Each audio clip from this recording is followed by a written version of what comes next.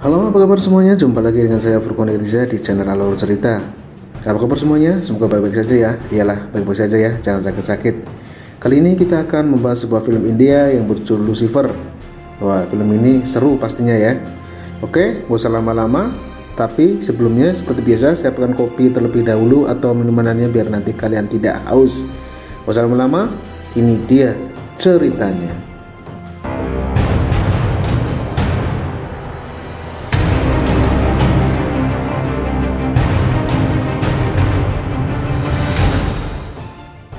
Di kota Kerala, Ketua Menteri Pikirandas atau yang lebih dikenal dengan PKR meninggal dunia dengan menyisakan duka bagi masyarakat Kerala yang ditinggalkan.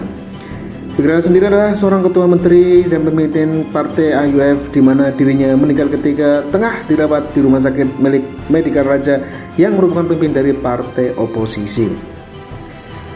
Pejabat pemimpin menteri Mahesh Parma dalam buku tersebut mengaja mengirim aktivitas partai untuk membuat kerusuhan di depan rumah sakit dan ia menuduh bahwa raja telah dibunuh karena tersebut sontak membuat kerusuhan yang begitu besar dengan terpaksa para polisi harus bertindak tegas untuk mengusir para pendemo itu.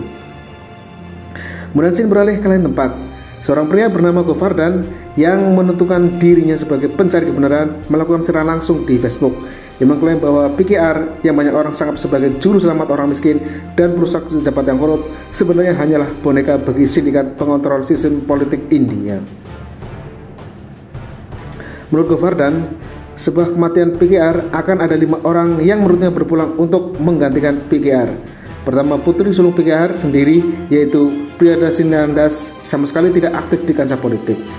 Kedua, suami pria yaitu Gimail atau dikenal dengan panggilan Bobby yang merupakan penipu di Regases. Ketiga, adik pria yaitu Jyotirandas yang kini berada di Amerika Serikat. Keempat, Mahesa Parma yang sangat berpeluang karena senioritasnya dalam kancah politik. Dan terakhir, Stephen Edompali, seorang pria yang dipromosikan oleh PKR. Dan Govardhan sendiri menggambarkan bahwa sosok Stephen adalah yang paling berbahaya. Oleh karena itu, dia disebut dengan nama Lucifer. Setelah itu, scene kembali tetap memperlihatkan Bobby yang tengah menemui seorang pria bernama Abdul. Kedatangannya sendiri adalah untuk meminta bersama dengan atasan Abdul yaitu Firdov, seorang pemimpin kantor obat terlarang pengusaha wilayah Mumbai. Dan bersama itu, Bobby berencana mendanai AUF dengan uang obat terlarang yang akan 3 kali lipat lebih tinggi dari pendana sebelumnya. Dan dari voucher, dirinya akan mendapatkan 250 kor setiap bulannya dengan imbalan selundupan obat terlarang ke Kerala setelah AUF memenangkan pemilihan. Kembali ke Kerala, di sebuah tempat bernama Asraya, sosok penampakan pergi ke tempat PKR disemayangkan. Tetapi beberapa saat perjalanan dirinya sempat dihadang oleh para polisi atas perintah pria yang tak ingin Stephen datang ke tempatnya. Namun begitu Stephen tetap datang untuk sesaat memberi penghormatan terakhir kepada PKR. Singkat cerita, kremasi pun dilakukan oleh pria dan sehari setelahnya Bobby baru kembali dari Mumbai dengan alasan memiliki pertemuan yang sangat penting. Lalu setelah menemui pria, Bobby pun beranjak untuk menemui anak tirinya Janvi. Dan tanpa sepengetahuan pria, Bobby memberi Janvi obat terlarang juga sedikit pelecehan seksual kepada Janvi. Setelah kedatangan Bobby, dengan semena-mena Bobby mengubarkan partai dan ia akan membuat partai yang baru dengan diketuai oleh Jatin Ramdas. Bobby sendiri meyakini bahwa Jatin Ramdas nantinya akan di pihaknya dan akan dibuat menjadi boneka penghasil uang untuknya. Kemudian di lain tempat, scene memperlihatkan Govardhan yang ditemui oleh reporter stasiun dulu untuk mengajaknya kembali melakukan siaran yang membahas mengenai kebenaran soal PKR. Di wawancaranya, Govardhan menguturkan bahwa seorang Lucifer terhadap setan adalah bukan karena yang jahat, melainkan karena ia adalah iblis yang banyak mengungkap kejahatan para penjahat, termasuk penipuan yang dilakukan oleh Bobby. Satu hal yang perlu ditekankan mengenai siapa sosok Stephen yang sebenarnya. Sebelumnya, AUF didanai oleh seorang pengusaha kecil yaitu Manopatil. Namun, Govardhan sendiri meyakini bahwa sosok Manopev berkaitan dengan kursi Abraham yang seorang mafia terkenal yang mengendalikan perdagangan emas dan berlian di seluruh dunia. Beberapa saat berlalu, hasil wawancara Govardhan pada akhirnya sampai kepada Bobby karena pimpinan stasiun TV tersebut adalah kaki tangannya. Bobby yang merasa namanya dicoreng menahan Sheeran tersebut. Lalu Shane memperingatkan Govardan yang ditangkap oleh orang-orang Bobby dan dimasukkan ke dalam rumah sakit 3 yang didesain kamar yang persis seperti dengan rumahnya. Beralih ke Ashrafa. Ketika Stephen sedang bersantai, seorang pria datang memberi kode dan Stephen langsung pergi bersamanya. Mereka akan menuju sebuah pabrik yang tersegel. Namun menurut pria tersebut, dirinya terlihat beberapa truk mendatangi tempat tersebut dan hal itu sangat mencurigakan. Setelah sampai, Stephen memperingatkan orang-orang itu untuk pergi. Akan tetapi, karena orang-orang itu berkeras kepala, pada akhirnya Stephen pun memberi perlawanan kepada mereka. Dan Stephen yang dari pertama kemunculannya santai 1 jam film berlangsung selalu terlihat tenang. Berulah pada scene ini dirinya menunjukkan siapa ia yang sebenarnya.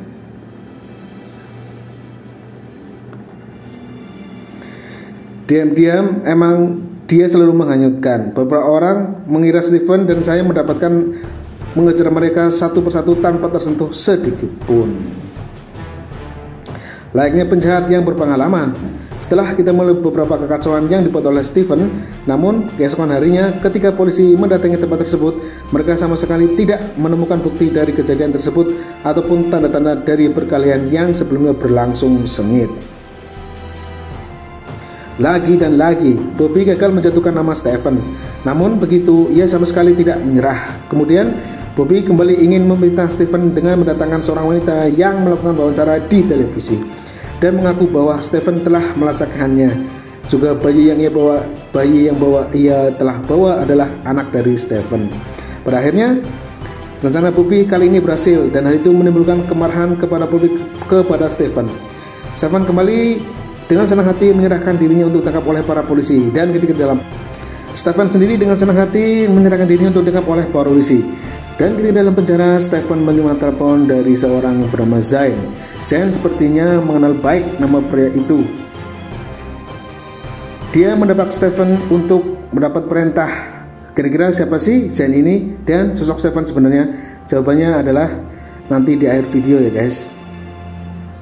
Kembali ke alur.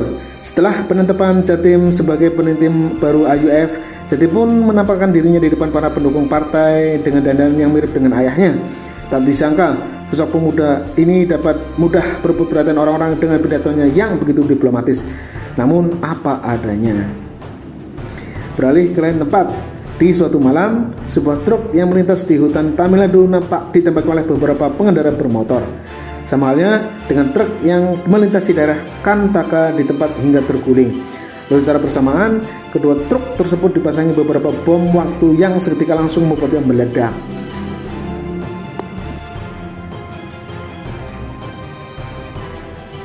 Ternyata truk-truk tersebut berisi barang penyelundupan milik Bobby.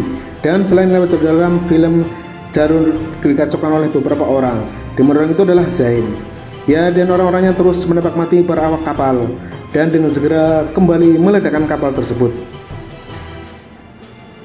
Setelah aksi pengeboman tersebut, Abdul mengabari Bobby mengenai semuanya, di mana kedua percakapan mereka diketahui oleh Zain adalah pemimpin kelompok pembunuh bayar Asia yang paling berbahaya. Dan kepada mereka, Zain meminta agar Stephen segera dibebaskan dalam waktu 1 minggu. Parma sendiri yang diberhenti oleh Bobby, dirinya merasa keberatan. Dalilnya, bantuan Rajan, orang-orang yang berada dalam satu penjara dengan Stephen diberhentikan untuk membunuhnya. Namun hal tersebut begitu tanggapi santai oleh Stephen. Perkelahian pun terjadi di antara mereka. Beberapa orang mencoba untuk mengejar Stephen bersamaan. Namun, Stephen yang ahli gelut mampu melumpuhkan semuanya dengan begitu mudahnya. Di suatu hari, ia mendapati kabar bahwa Janti dilarikan ke rumah sakit karena overdosis obat-obatan terlarang. Pria sendiri begitu mengecamnya dan Janti dan penuh kesedihan meminta tolong pada ibunya dengan mengakui semua pelecehan yang dilakukan oleh Bobby. Pria mendengarnya begitu tak percaya, akan tetapi naluri seorang ibu pada akhirnya membuat pria mempercayai Janti. Di sisi lain, karena keinginannya, seorang nama Bobby terpaksa mendatangkan kembali wanita untuk melakukan wawancara yang mengakui bahwa pernyataannya sebelumnya itu hanyalah fitnah dirinya untuk Stephen. Sehingga karena hal tersebut, pada akhirnya Stephen pun dibebaskan. Kembali ke tempat pria. Setelah mengetahui kenyataan yang sebenarnya, ia begitu marah kepada Bobby. Tetapi di sini Bobby sendiri mulai membuka kedok kejahatannya, di mana ia mengatakan bahwa ia bisa melakukan apa saja kepada Janti, sama seperti yang dilakukan kepada seorang pria, dan bisa dipastikan bahwa Bobby dalam kematian mereka berdua. Bobby pun mengancam pria jika ia berani melaporkan ke kantor polisi, maka Bobby pun akan melaporkan Janti terkait penggunaan obat terlarang. Tidak hanya untuk Bobby, keesokan harinya pun pria diancam oleh polisi mesum yang memegang bukti mengenai Janti, yang dimana polisi mesum itu meminta agar suatu waktu dia mau melayani dirinya. Pria menjadi begitu putus asa, dan di tengah kepurukannya itu sepintas ia lihat kembali perkataan ayahnya yang semasa hidupnya begitu mengatakan pria yang akan menikahi Bobby. Kepada pria, pikir-pikir akan bahwa jika suatu hari dirinya tidak ada, sedangkan pria butuh bantuannya, maka satu-satunya orang yang mampu untuk membantunya hanyalah Stephen. Dan singkatnya, Sin memperlihatkan pria untuk perkalinya menemui Stephen sebuah gereja tempat ibu pria disemayamkan, di mana pria langsung menceritakan semuanya dan berjanji kepada pria bahwa ia akan membereskan semua masalah yang kini sedang dihadapi oleh pria. Kemudian Sin beralih ke polisi mesumnya mendatangi seorang bintang film yang telah disekapnya. Polisi musim tersebut telah berlalu, di mana ternyata sekelompok orang tua akhirnya membunuh dirinya. Setelah membunuh polisi mesum, Stephen mendatangi pemilik stasiun TV dan ia mentransfer dana kepada mereka sebanyak 55 kors. Sebagai imbalannya, pihak stasiun TV sendiri harus mengadakan konversi bersama dengan pria dan Janti Randas. Sontak hal tersebut pemilik pun membuat pemilik TV tak menyangka terhadap Stephen. Lalu di keesokan harinya, acara konversi penyelenggarakan, di mana dalam konversi itu jadinya memaparkan mengenai penipuan yang dilakukan oleh Bobby.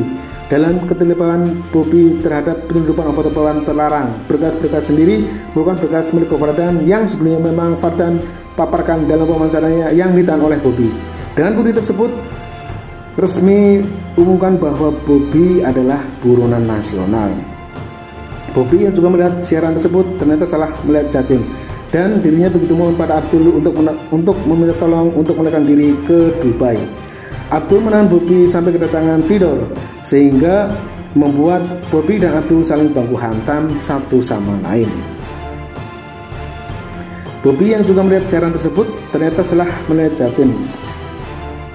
Bobby pada akhirnya dapat membunuh Abdul. Begitu ternyata Fyodor berada di hadapannya. Lalu ketika Bobby bersiap akan ditembak oleh Fedor, ketika beberapa orang membunuh peluru ke arah Fedor dan anak buahnya, hingga mereka pun menjadi tewas.